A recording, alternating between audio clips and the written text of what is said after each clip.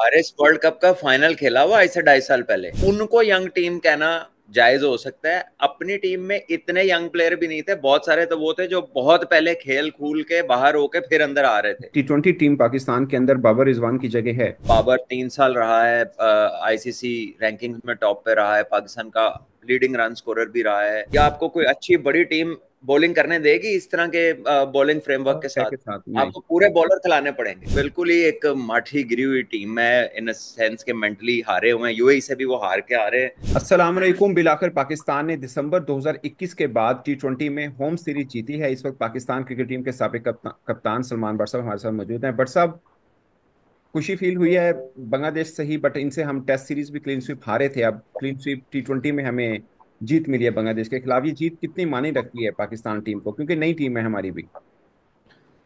बहुत शुक्रिया आपका सना भाई। देखिए, जीत जीत होती है। जीत एक इट्स एक हैप्पी इज एक सिंड्रोम है। इसका इसका एक इफेक्ट है।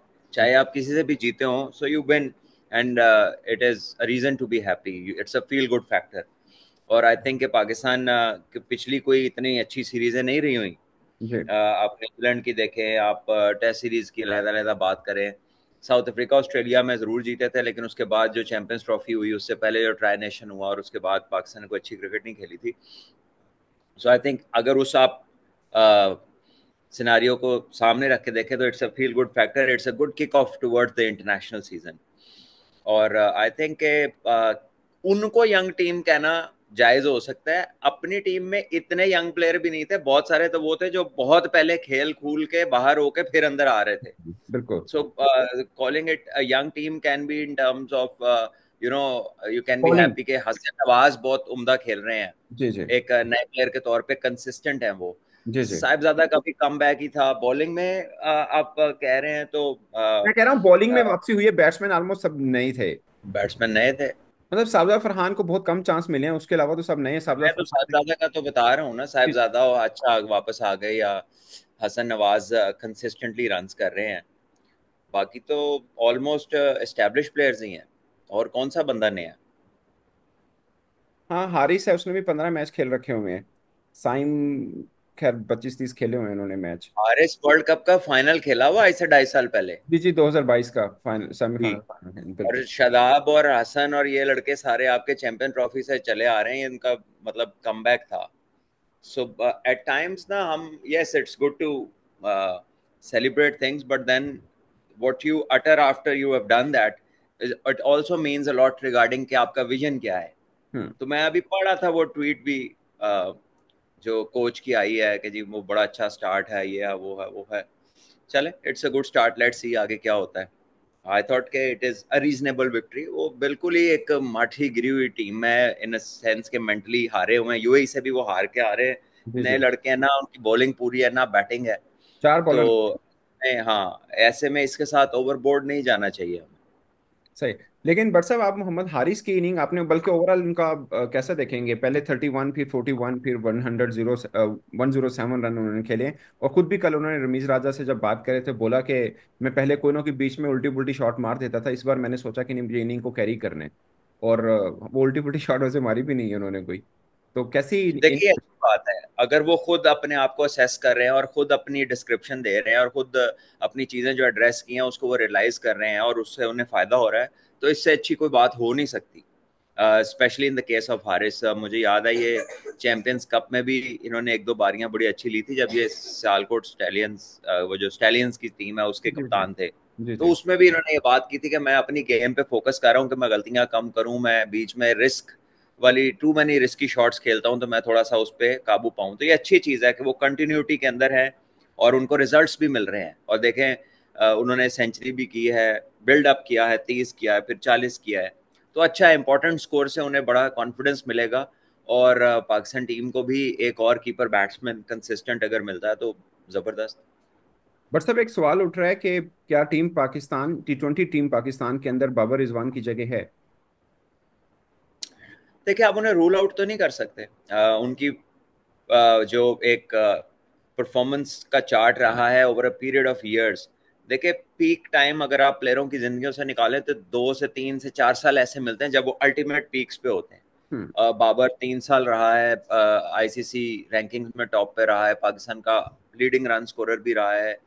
सारों ने उससे बेइंतहा मोहब्बत भी की है, उसको अ, उतनी अप्रिसिएशन भी मिली है इस मुल्क में, हर बोर्ड पे वो इश्तिहारों के बोर्ड पे नजर आता रहा है बिकॉज ऑफ हिज परफॉर्मेंसेस। हम्म। पाकिस्तान का कप्तान भी बना, जिस पे बहुत सारे लोगों की जो थिंकिंग है वो अदरवाइज है कि यार कप्तानी वाला एलिमेंट है नहीं है, वो एक सेपरेट डिबेट है, लेकिन as a player he was a outstanding run getter in his peak years. अभी यह है कि उसकी स्टिल यंग, लेकिन उसकी वो पीक नहीं है, उसके रन उस तरह से फ्लो में नहीं आ रहे, वो उतने बड़े बड़े इनिंगे नहीं खेल सक रहा, उतनी कंसिस्टेंसी नहीं है, उतना फ्लो नहीं है।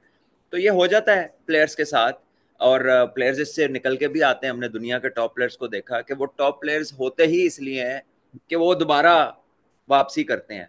तो मेरा नहीं ख्याल कि बाबर को रूल आउट कर सकते हैं या रिजवान को रूल आउट कर सकते हैं, लेकिन currently it is good to see कि यार उनके अलावा भी लड़के परफॉर्म कर रहे हैं, टीम जीत रही है। थोड़ा सा वो जो एक एलिमेंट था कि यार पाकिस्तान ना पहले 6 ओवर्स में उतना अटैक नहीं करता, पाकिस्तान के ये जब लंबा खेल जाते हैं तो बाकियों के लिए स्पेस नहीं बचती। तो आप वो सारी चीज़ों को अब देख सकते हैं।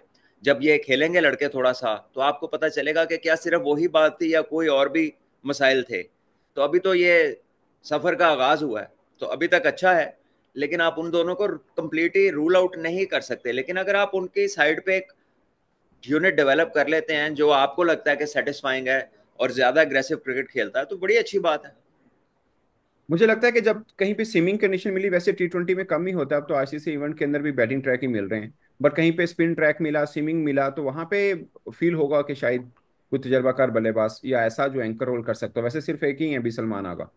यार अभी सना भाई न्यूजीलैंड जब गए थे तो थोड़ी सी स्विमिंग कंडीशन थी ना, जी जी। तो देखा तो था हमने कि वहां पे क्या हुआ। वहां पे बाबर और रिजवान तो बाबर तो नहीं था वहां पे, जी जी।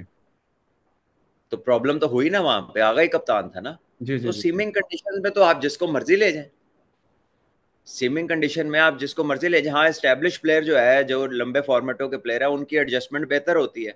जी जी। लेकिन जो जिस तरह के ये हम टीम बना रहे हैं, जैसे माइंडसेट है हमारा कि यार एग्रेसिव होना चाहिए, खुला खेलना चाहिए, तो वो वाली जो गेम है उसको चैलेंजिंग कंडीशंस में हमेशा मुश्किलात का सामना होगा। आप इंग्लैंड को देख लें, हम्म। जब भी पिच बैटिंग नहीं होता, इंग्लैंड की टीम ढेर हो जाती है, चाहे बिल्कुल वो स्पिन हो चाहे वो सीमिंग हो। बिल्कुल तो ऐसा। फिर ये तो हमें फैसला करना पड़ेगा ना कि अगर हमें तो ये पसंद है तो इसके साथ इसका बैगेज है, और हम्म। अगर हमें वो पसंद है तो उसके साथ उसका बैगेज है। अब आगे। परफेक्ट तो कुछ भी नहीं है। हम्म। सही है। तो बॉलिंग पर्सपेक्टिव में आपको कैसा लगा है? मुझे सिर्फ एक चीज की कमी फील हुई इस जीत के बावजूद भी, कि हम डेथ ओवर बॉलिंग मिस कर रहे हैं अभी भी। हमें शायद जो बेंच में बिठाए हैं या जो ड्रॉप किए हैं उनमें भी वो आर्ट नहीं है जो हमें, जो एक्चुअली में हमें चाहिए, कि डेथ ओवर करने वाला कोई एक बॉलर हो जिस पे आपको भरोसा हो कि आखिर में 10-12 ओवर रन तक बचा सकता हो। कोई एक बॉलर नहीं मिल रहा है टी20 में। पोलाइटली बट फैक्चुअली, ये बॉलिंग को जज करने वाली सीरीज ही नहीं है। बॉलिंग को जज किया जाएगा जब सामने कोई बैटिंग हो। हम्म।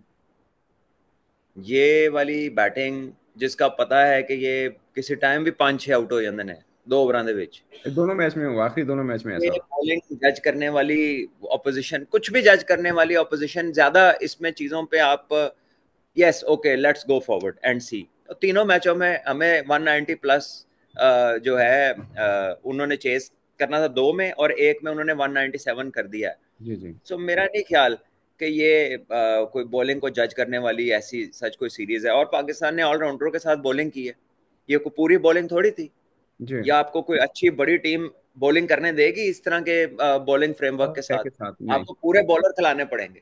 और हमने देखा T20 वर्ल्ड कप में जो टीमें ऊपर गई हैं उनके पास पूरे पूरे बॉलिंग के सेटअप थे, और हमारा बॉलिंग सेटअप वहां पे डिस्टर्ब था तो पूरा, लेकिन डिस्टर्ब था। लेकिन we need to have 5 proper front line bowlers, वो साथ बैटिंग भी कर सकते हैं, वो एक अलहदा आर्ट है। लेकिन जो हम चले गए ना बिट्स एंड पीसेज में, ना बैट्समैन ना बॉलर, बॉलर। ये नहीं चलता।